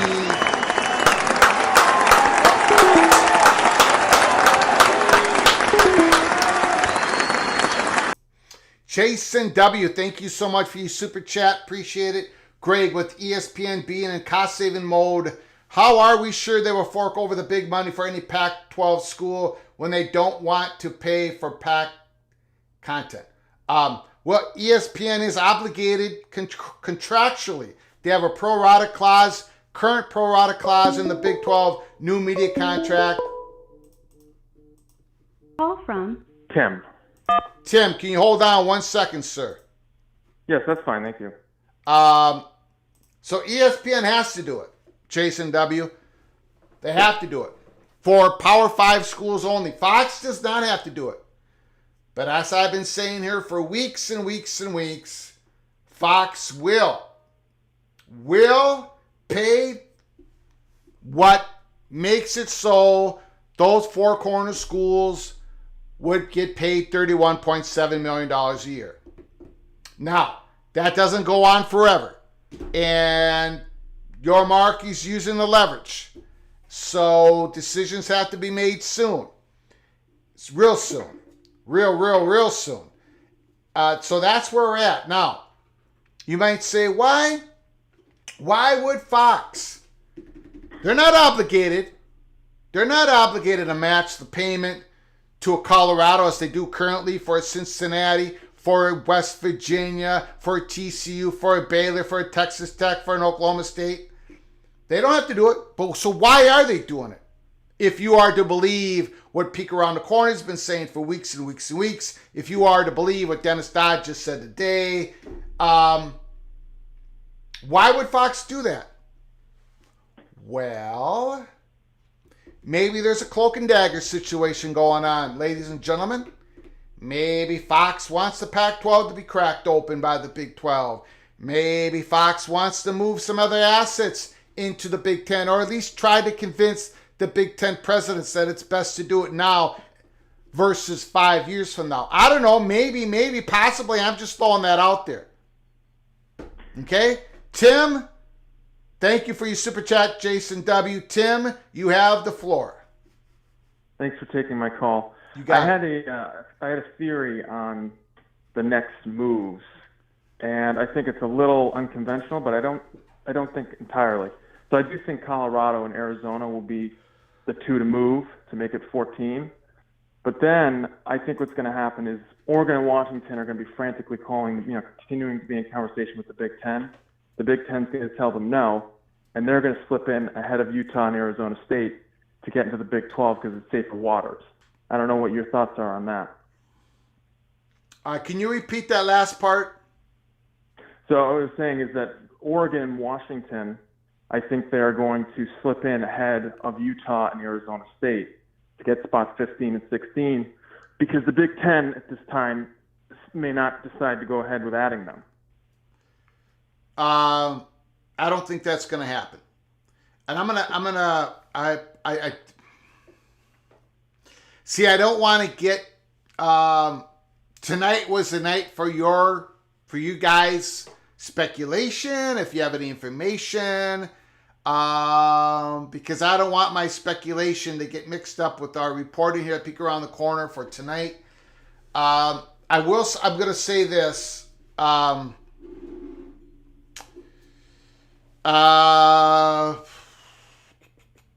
do I say this? Well, one of those schools you brought up that might sneak in for 15 and 16 is Washington. We do know at Peek Around the Corner there's an important board member on the University of Washington that will not sign off on the University of Washington going into the Big 12. Could that possibly change? Yes, but I think that if things go the way we think they're going to go and Colorado makes that big, tough decision, human decision, business decision, all mixed in together, they decide to go to the Big 12 and dominoes are going to fall after that. I think we're going to quickly swivel to Oregon and Washington and see if those last hurdles can fall between the Big 10 and Oregon and Washington. I don't think Oregon and Washington does any movement. I don't think they try to sneak in front of anybody to get into the Big 12. No offense to the Big 12. We're just saying it like it is at Peek Around the Corner. I think Oregon and Washington, they will do all that they can. Remember, we said it in episode 53 or 52, long time ago, that they're going to keep swinging for the fences on the Big 10. If anything, they'll sit and be 17 and 18 to the Big 12. If that's what it takes. If that's where they're going to wait to see if the rest of the hurdles can be eliminated for them to get into the Big 10 at a discount. I don't think I do not believe at this point that Washington and Oregon are candidates to be 15 and 16 for the Big 12. They're either going to be 17 and 18 for the Big 10 or 17 and 18 for the Big 12. You understand what I'm saying? Yeah, I mean, my way of looking at it is, I mean, I understand 17 or 18 for the Big Ten, but again, if they don't want them, they're going to be in a situation where they're going to have to choose immediately. Because if I don't Arizona think and so. Colorado leave, I don't think they're going to have to financially. choose immediately. I think well, they. there's not going to be a lot of time. Huh? Yeah, but I There's not don't. gonna be a lot. I honestly believe Oregon and Washington could come in at 17 and 18 in the Big 12 if it gets to that point. The other schools in that conference, no, they can't. Washington and Oregon, they could be the 17th and 18th. But like I said, there is resistance at the University of Washington from very powerful people. They don't want to go to the Big 12. They do not want to go to the Big 12. But having said that, well, that's all I got to say about it at this point. Yeah, that's fair. The other thing I was going to say, let's just say, for all intents and purposes, that the corner four do leave for the Big 12, and Oregon and Washington stay in the Pac-12, and they decide to add schools. My guess is San Diego State and SMU. Who would be your guess for 9 and 10? Someone like a Rice, a Colorado State? Now we're talking Pac-12, and how many do they lose? 4. They lose the corner 4, and they add 4 to replenish. Well, if they lose the corner 4, they're going to lose Washington and Oregon to either the Big 12 or the Big 10. That's just the way it is. So they're going to lose 6. So they're going to have to feel the gap of 6, and I don't even know if they're going to be able to do that. I really don't. Well, here's the thing I was thinking. So let's say the Big Ten tells them no, and which is very possible. And the Big 12 TV says, no, we don't want a 17 or 18 team in the Big 12. Then they're stuck.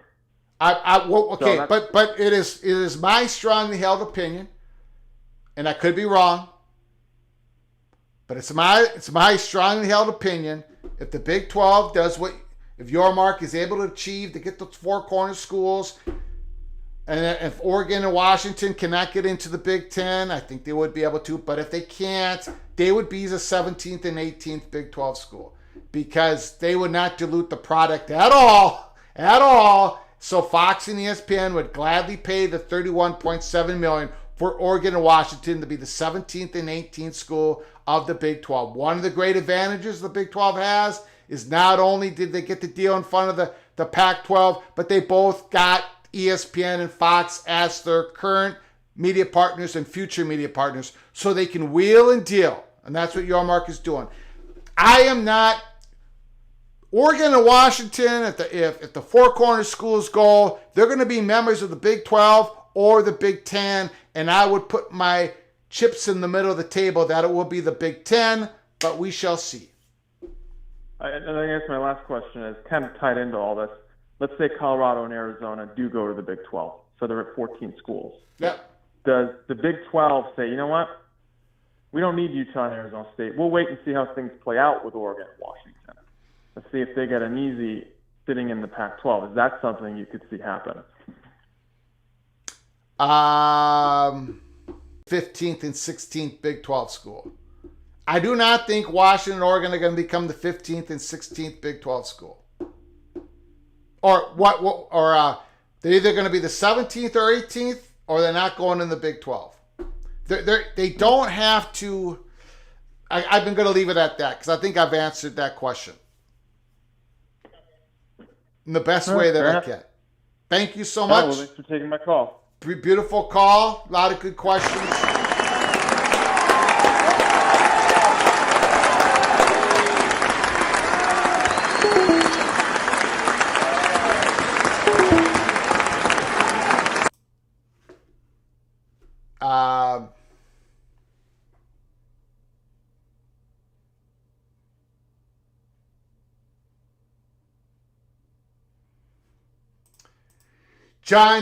John, thank you for the super chat. If Washington or Oregon got left out of the Big Ten, not call the SEC. Maybe you said call. I don't know what you mean by that. I really think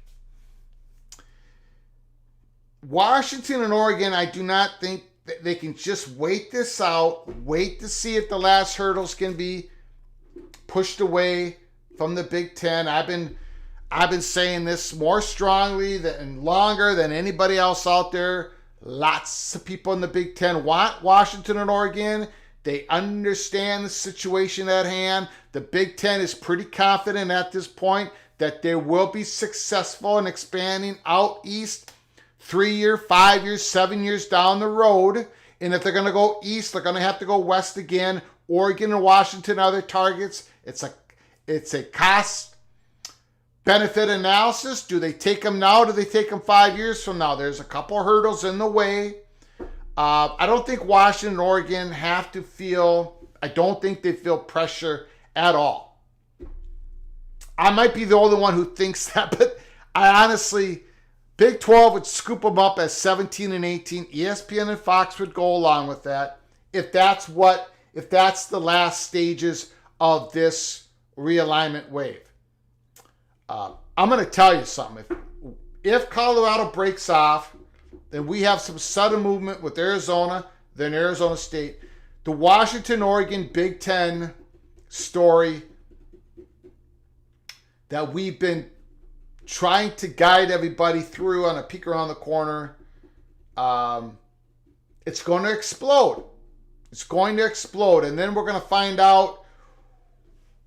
We're going to find out a lot of things. I'll just leave it at that.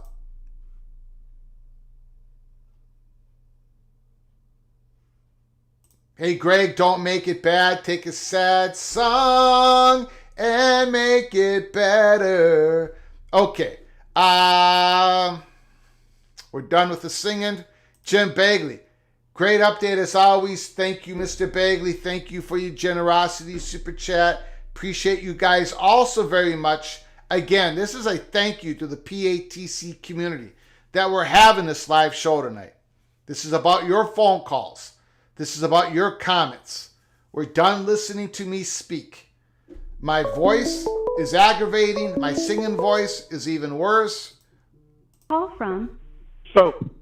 Soap is back on the line. Thank you, Soap, for calling. The floor is yours. Yeah, I'm sorry. I just got home from the office. But, Greg, I wanted to, we talked about the themes of the play, and it seems like the Den of God aspect came today. But I wanted to add two things to two scenes to the play. The very last scene of the play will be a rerun of the gold and blue guide talking about actually what happens in replay, followed by your serenading while the credits are running goes by of Colorado Rocky Mountain High. We're going to make that happen as close as possible, okay? We're going to make that happen. Take care. Thank you so much. You got it. I'll Thank go back you, and sir. start from the beginning. Appreciate it.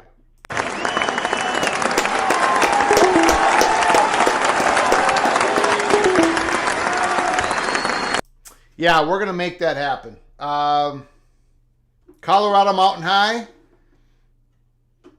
Tribute to Golden Blue Dude. Yeah, Soap has nailed it once again. We are going to make that happen. Lewis, thank you for your super chat. This long, tortured story is finally near its end. Great show. Thank you, Lewis. Thank you for the phone call, for your generosity. Your phone calls, man, bring great value. We talk about what value Colorado brings to the Big 12. Well, Lewis, you bring great value to PATC. No question about it. Thank you so much, everybody, for joining us. Golden Blue Dude, he knows what's going on. He knows what's going on. He gets it. He gets it.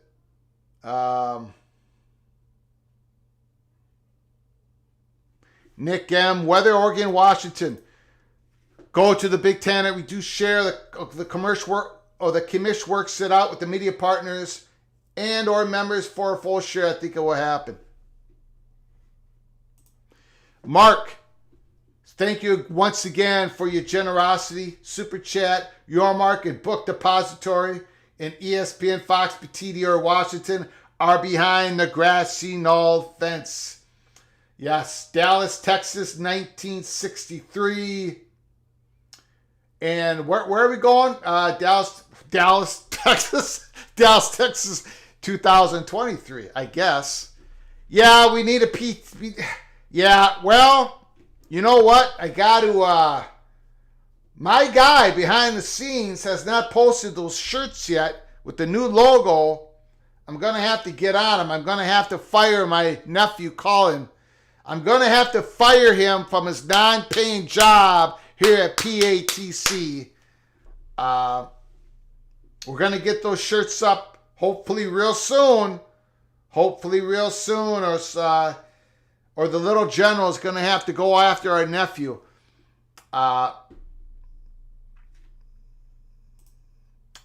Thank you, Mike Smith. Appreciate the comment. Really great group of fans having fun in talking football.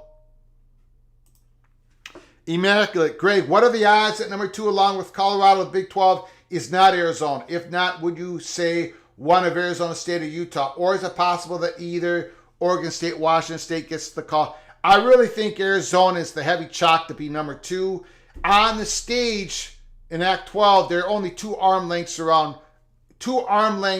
away from Colorado.